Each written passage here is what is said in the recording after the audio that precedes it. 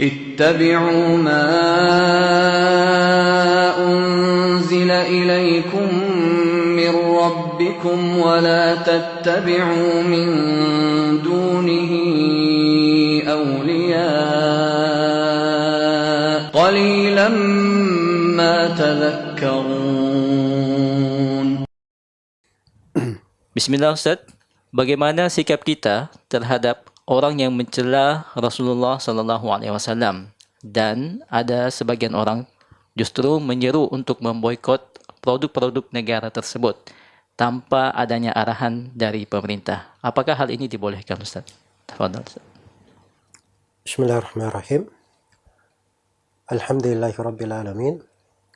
Wassalatu wassalamu ala al-mab'uts rahmatan lil alamin. Nabiyina Muhammad wa ala alihi wa sahbihi wa man tabi'ahum bi ihsanin ila yaumiddin, amma ba'd. Mencela Nabi sallallahu alaihi wasallam kalau dia berasal dari orang kafir, maka itu sudah berada di dalam histori orang-orang Yahudi dan Nasara. Jangankan mencela, mereka malah membunuh nabi-nabi mereka. Di sebagian umat mereka membunuh para nabinya. Karena itu diterangkan di dalam Al-Quran dari perbuatan Bani Israel wa qatlihumul anbiya, dan mereka membunuh para nabi.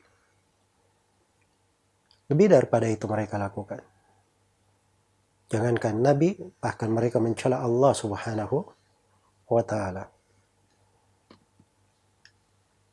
Apabila itu berasal dari seorang yang bernisbat kepada Islam, dia mencela Rasulullah SAW, maka batal keislamannya menurut kesepakatan ulama.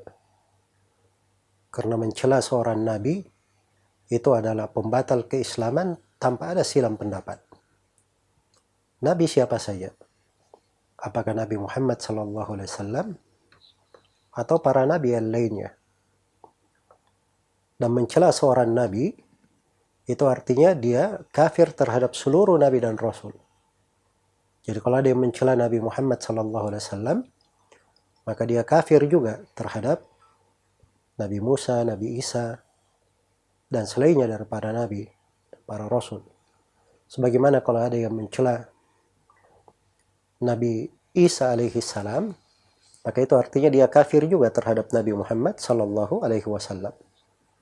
Karena itu di berbagai tempat dalam Al-Quran, di kisah umat-umat, contohnya misalnya seperti Nabi Nuh alaihissalam, dikatakan dalam Al-Quran, kadzabat qaumu Nuhin al-mursalin. Kaum Nabi Nuh mendustakan para rasul. Padahal rasul mereka cuma satu, Nabi Nuh alaihissalam. Tapi bersamaan dengan itu, hukum yang Allah tegaskan, mereka mendustakan seluruh nabi dan rasul. Iya. Jadi ini bukan masalah sederhana. Kemudian sudut yang kedua yang hendaknya diperhatikan, bahwa umat Islam itu ketika ada kejadian-kejadian yang seperti ini, hendaknya mereka banyak memperbaiki diri, kemudian lebih mempelajari agamanya. Sebab tidak ada yang lebih dahsyat terhadap orang-orang kafir, orang-orang yang menyelisih jalan para nabi dan para rasul. Tidak ada yang lebih menghujam dan menikam mereka melebihi umat Islam itu taat kepada Allah dan Rasulnya, kembali kepada Al-Quran dan As-Sunnah. Karena itu mereka sangat tidak senang sekali kalau ada dari umat Islam ini yang kembali kepada Allah dan Rasulnya, taat kepada Allah dan Rasulnya, melakukan ibadah mereka dengan baik, apalagi sebagai orang-orang yang belajar dan menuntut ilmu agama.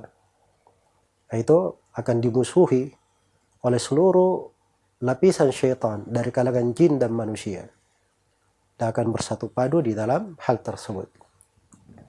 Iya.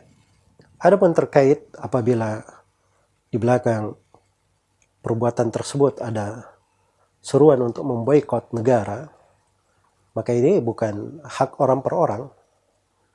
dan tidak boleh disuruhkan kecuali oleh kepala negara.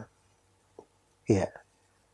Karena itu kalau ada yang menyuruh untuk memboikot produk negara ini, produk negara itu, karena negara tersebut telah dipastikan menghina Allah dan Rasulnya atau melakukan tindakan yang di luar kemanusiaan atau yang semisal dengannya, maka seruan itu tidak boleh berasal kecuali dari pemerintah, sebab mereka yang punya wewenang di dalam hal tersebut. Adapun kita secara pribadi, kalau mau memboikot secara pribadi silahkan, nggak ada masalah. Saya nggak mau beli produk ini, produk itu.